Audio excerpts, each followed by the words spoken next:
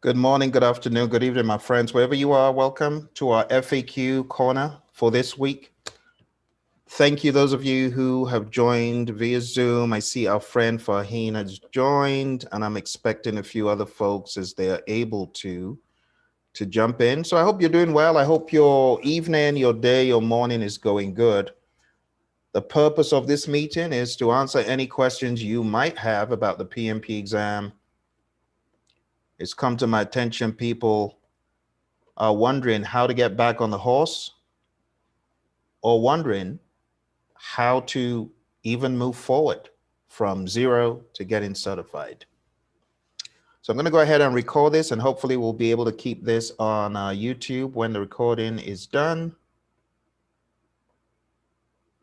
All right, good morning, good afternoon once again. Thank you for joining me on the FAQ session that we have. I know a lot of people are trying to get this PMP beast under control, and it's difficult, either as a result of time constraints, maybe it's the pandemic, maybe it's just confusion. When you really boil it down, there is a lot to cover. There's so much to cover. Let's take a look. There's this one, PMBOK Guide, 6th edition. There's this one, the Agile Practice Guide. And honestly, outside of the Agile Practice Guide, there is the monumental concerns about the PMP exam content outline.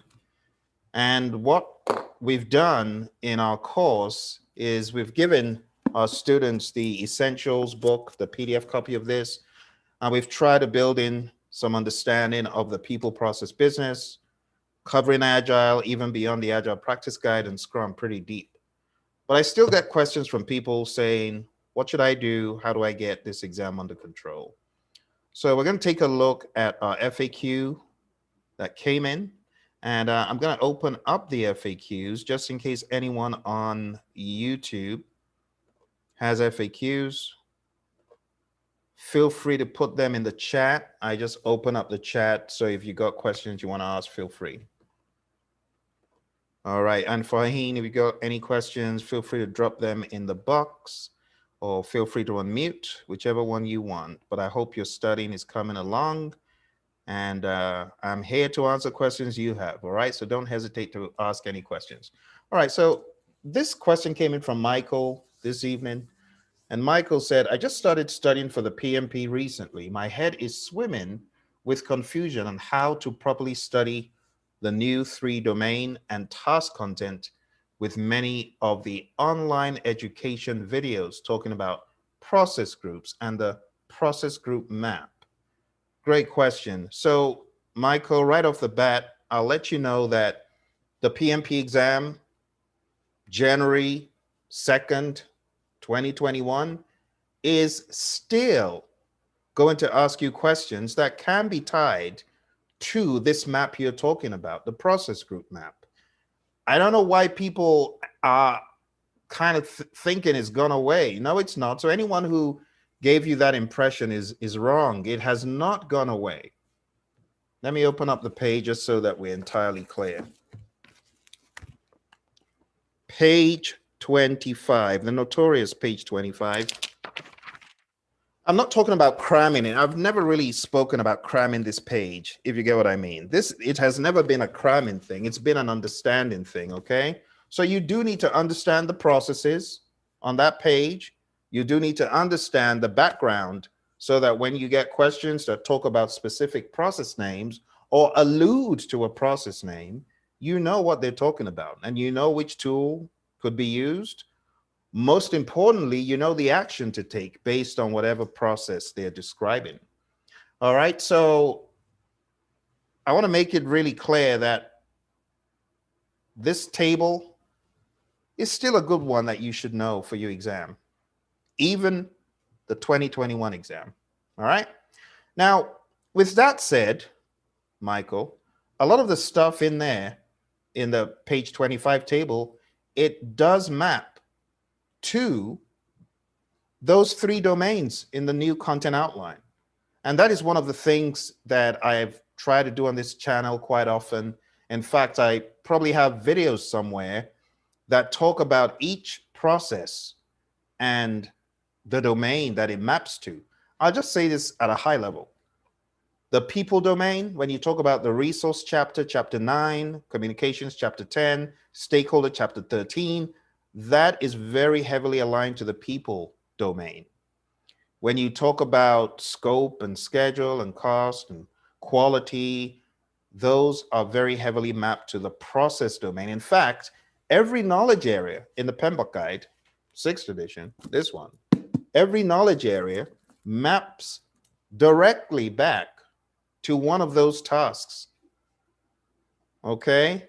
So the PMBOK guide is still relevant. I hope this is clearing up some of the confusion for you. For those of you that are on YouTube, you got any questions?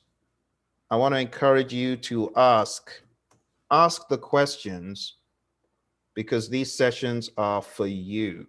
Okay? It is a session for you. Okie doke. Let's go back to the questions. Did we get them? Yes. Okay. So the next question that we got also from Michael is, I'm looking for a course that has a good overview for all the current information for the 2021 PMP exam, but without any of the old content. Hold on. Which old content? Which old content? Ain't no old content. There's no old content. It's all fair game. It's all fair game. But it's the job of the training company to fine-tune your focus to the things that matter. And if you haven't watched my videos talking about 90% agile, 70% agile, you should. But I'm not diminishing anything that is here, okay? All I'm doing is accentuating what is here and saying pay closer attention to this. And in addition to this, full disclosure, on our course, we have a special section that we call the PMP exam immersion. And we've heard from so many of our students who've passed the exam in the past 1 month that immersion series was helpful to them. And that's why I would recommend anyone that is trying to wrap their mind and their arms around this course, just come for a tour with us, come for the course, stop fooling around, doing stuff like what Michael is asking.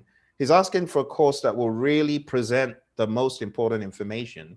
Now, while I answered saying there's no old content, that's true, but we can de-emphasize certain pieces of the content, not to throw them out of the window completely, but to give you a realistic example, someone spending 10 hours on earned value shouldn't be doing that. Why? Because feedback from the streets of people aren't getting one single formula question on earned value. I don't know if you watch the boards, the LinkedIn boards on PMI's group, or you go to the projectmanagement.com website and you read feedback from people taking the exam. It is concurrent across the board. People who aren't my students, everyone.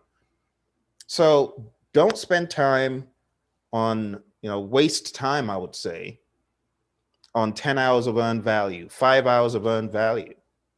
The last class that we did, we minimized how much concentration we put on some of these topics. They are there, but they are not like hugely emphasized like before. So Michael, to really answer your question, we will help you know what is relevant. When you come aboard the course, you come aboard the training, you will know. For those of you that are in other courses, I'll just give you some blanket statements to help you. Don't kill yourself with earned value. Please don't. Don't kill yourself trying to memorize these 5 ITTOs are from this process. No, don't do that. That's silly. Don't do that, because your exam is so not like that. So while you need to understand what they are, for example, you do need to understand what multi-criteria decision analysis is. You do need to understand what product analysis is. But cramming all the processes that use these things is not helpful to you. So don't do it. Try to understand, what is this? If you understand what it is, move on. Because the exam isn't one of those, gotcha, you forgot which process. No, it's not that. The exam is going to test how well you're able to take the scenario, be like an interpreter of the scenario and say, this is what I think should be done based on what is described. Do you need to know ITTOs for that? Not cramming, but you do need to have an understanding of what techniques exist, when they should be used, what outputs and inputs exist, and when you derive them and when they should be used, things like that. But not cramming. Please don't cram, don't cram, don't cram. You got to understand. Understand is key. All right. So I hope these are explaining the questions that you had, Michael. If for any reason they're not, let me know. Okay. Next question. It looks like you have a couple of course options that might fit my needs: a live on demand 4-week course and a 35-hour on demand only course. That is very correct. And those are the correct links.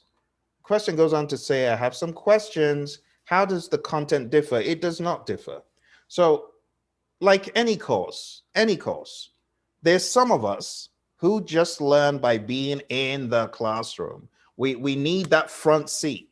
I don't know if you can relate to what I'm saying, but I've tried studying certain things on my own. It's hard. It's like, it's hard.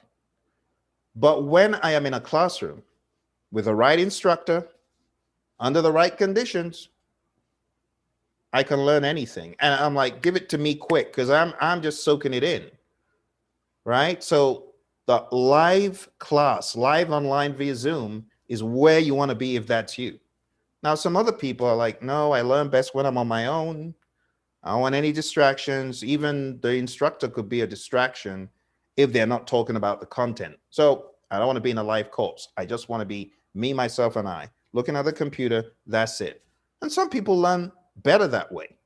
So it really depends on how you learn. If you're self-motivated, and some people want to go at 4x the speed, and that's okay.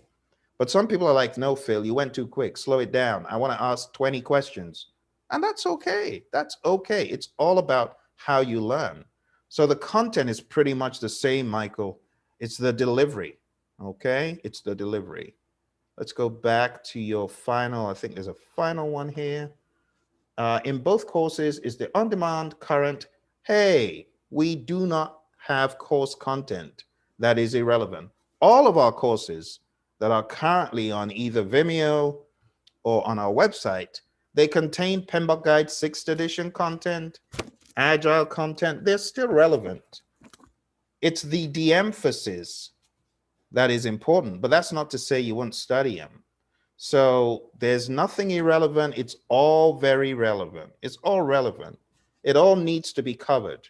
And that's why our recommendation is that for anyone that has not gone through the entire content based on the 10 knowledge areas and the 5 process groups, should, because those things cannot be escaped on the exam. We just heard from a student last week who said, I've got a different feedback. My exam, it was kind of like 70-30. So think about it. 30% PMBOK guide. If your exam is 30% PMBOK guide or predictive and you don't have it down pat, that could be a recipe for failure. So I don't want you to be so blinded with the Agile piece, even if it's 90%. You better your chances of success when you balance it up with this. Does that make sense? I hope it does, because that's what I would recommend. All right. Any questions from our friends on YouTube? Questions about anything? All right. Doesn't seem like we've had any questions so far. Any questions, Fahim, that you want me to address or answer for you? You can feel free to chat them into the chat box if you have any. But my question, question coup is clear. I have no questions left. And if you have questions about the PMP exam, just send them in. We'll be more than happy to address them. I know a lot of you are trying to get certified in 2021, but that confusion of this versus this is still coming up. There shouldn't be any confusion. Spend more time hitting this hard and spend some time doing this as well. I would say go for a course that will at least give you the 10 knowledge areas the 5 process groups, the 49 processes, and also go for a course that covers Agile in a way that you feel very comfortable. Now, I want to be perfectly honest. I'm going to leave names out, but those of you who are there, you already know what I'm talking about. Some of you are doing like free stuff, free courses, name withheld. You know where you're doing the free course. You got to be careful with this stuff. Just because it's free doesn't mean you have to do it. Could be a confusion for you. Could be a waste of time for you. Why do it? You shouldn't. And even if you looked at it and you realized, oh, it's not that good, why are you still using it? Stop doing it. Stick to the content that you got. A lot of you have got good content. Use it. But just because a course is free or just because questions are free doesn't mean they're good. They might actually mess up your understanding, especially when they're the outdated ones. There's a lot of outdated content out there. You got to be more selective. Remember, it's a $555 exam. What does it cost to spend a little just to make sure you don't have to spend it twice or thrice? You know what I mean? All right. So thank you, Fahim, very much for the chat. Thank you, everyone on YouTube. I appreciate your engagement and viewership. And I really wish you all the very best as you proceed in your journey to success. Keep doing the great stuff you're doing. And hopefully, we'll see you on the other side as a PMP. All right. You take good care. And